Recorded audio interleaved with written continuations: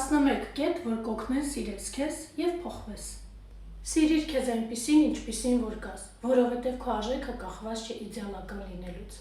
Ընդունել քեզ չի նշանակում կանգ առնել, դա նշանակում է սիրով նայել քեզ ու աճել առանց վիրավորելու ինքդ քեզ։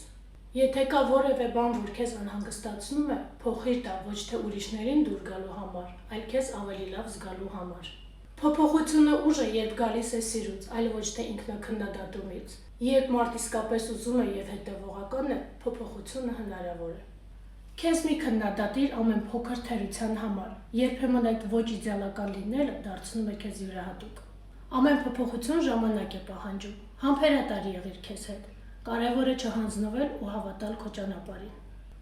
Սիրիր քեզ այսօր, բայց թույլ տուր քեզ դառնալ քո ավելի լավ տարբերակը վաղը։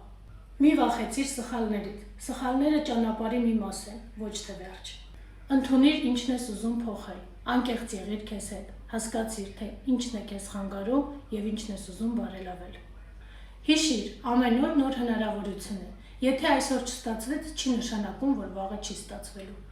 Շրջապատիր քեզ մոտիվացնող մարդկանցով, աջակցող մթնոլորտը օգնում է չհանձնվել։